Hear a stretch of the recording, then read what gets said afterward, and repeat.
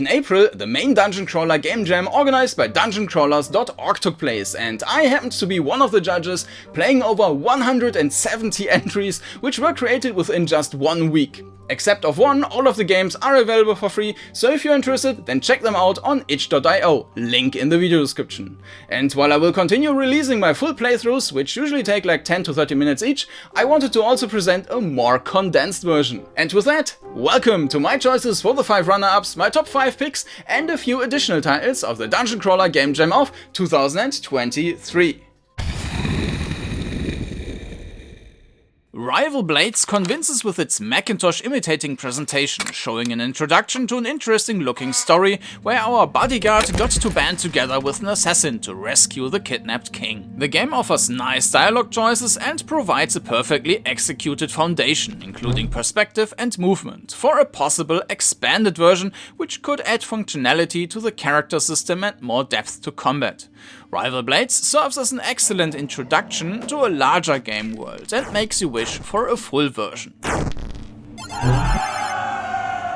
In NEONNose, you wake up as the dog Daisy, finding that her master is missing. Sniffing around, you will pick up his scent, and off you go in this short but very well written cyberpunk adventure, following your master's trail. As the jam's theme is duality, it's not too surprising that you also get to play as the dog's master, Blake Steele, who comes home late, finding his dog missing and suspecting that a local gang kidnapped her. Time to find her and punch in some faces along the way. Great writing and a beautiful cyberpunk pixel world turn NEONNose into an experience you should definitely check out, especially as a post-jam update added more music and also introduced some nice voice acting. Thumbs here descended from these cyber raccoons. Dungeon Diver combines the exploration of a dungeon with, you guessed it, diving in flooded areas. While the 3-dimensional layout can be challenging, navigation itself works great, with perfect perspective and great implementation of smooth movement. The game features nice storytelling, puzzles and some secrets to discover, including collectibles. A post-jam update fixed a major bug and also brought some other improvements to the game, like checkpoints. If you aren't afraid of getting wet, then make sure to check out Dungeon Diver. Peacemaker is the nickname of an old revolver and the name of this next jam game, which uses the revolver's 6-shot cylinder as one of its core mechanics. You're falling into a cave, have very little light and have to fight against nightmarish creatures. That is, if you have the ammo to do so, which you need to drag and drop into your pistol, creating some tense moments, fleeing, finding new ammo and reloading your gun. This game is a great example for the whole being more than just the sum of its parts. The very simple combat works great due to how it's implemented and is also supported by the soundscape and graphics. Peacemaker is a short but very atmospheric and polished horror crawler. Zork and Schlag focuses on the idea of playing 2 protagonists at the same time, not as one blob but as 2 entities which can run around separately. While killer robot Zork will open doors and do the shooting, the slimy Schlag can squeeze itself into ventilation shafts to get new keycards. The game lets you decide between instant steps and smooth transitions, but the latter are also cool as they feel very different between the slow robot and the almost facehugger-like Schlag. The game features nice original pixel art and a cool sound environment. Zork and Schlag is an excellent entry and I just wished it was longer, featuring more puzzles our dream team could solve. Veil of Madness immerses you from the very moment you enter the 7th guest-like mansion with its fantastic art and great soundscape. Never have I seen such a well-crafted 3D environment, which at the same time appears as fantastic pixel art. While some indicated mechanics are just dummies at this point, the game already convinces with a nice interface and a high level of overall polish, which will leave you eager for additional content for this very short mystery adventure. Gladly, the developer you might also know from the Darkness Within series is already looking into creating a full game from this. The Adventures of Gorlag starts out with a nice introduction, putting us into the skin of Gorlag the Orc, who has his orc friends and family slaughtered by some idiot adventurer group, which keeps him or us alive to show them the orc treasure. We are running through a well-designed cave, the adventurer group always behind us, have to defeat some monsters, with no thanks to the adventurers, in well-implemented real-time combat, have the best loot taken away by these brave adventurers who are also of no help when solving the puzzles. And actually, they are even unintentionally sabotaging them. A very fun and enjoyable game from start to finish, with a close to perfect implementation in all regards. In Sanctuary's Grasp, we try to break free from the clutches of an overprotecting god by fighting against her minions. But we have no chance without getting better gear first, and for that we need to fight hostile beasts and evade traps. Acquiring more gear provides us with additional choices in the game's very interesting turn-based combat system, which uses time units and requires to plan our actions accordingly to attack and counter with the right equipment at the right time. The enemy starts a strong but slow attack? Well, then try to hit with a fast weapon first and then defend the attack with a shield.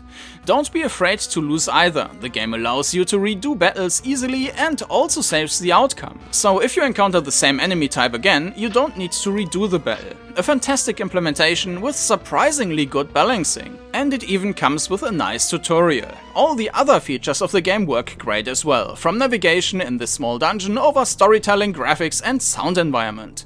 Sanctuary's Grasp is a great experience overall, but especially if you enjoy combat with tactical depth. Whispers of Fate sends us down into an old temple, once inhabited by a cult which mysteriously disappeared. Among all the submissions in the jam, Whispers of Fate offers the most complete and polished experience of what could be called a traditional crawler.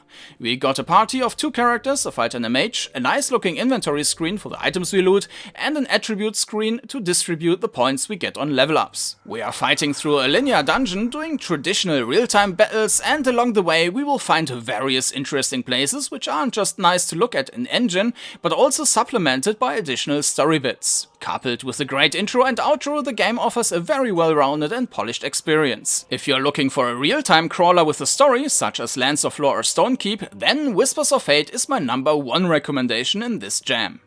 Uncharted Wonders manages to offer an insane versatility for a crawler created in a jam. Do you want to explore the world or focus on trading? Do you want to let your mercenaries battle the enemies on your way, or do you prefer to sneak by using secret passages, to claim their treasure and to reach the 6 towns, each with unique inhabitants and their own trading goods, both representing the respective faction, which is also a great approach to this jam's duality theme.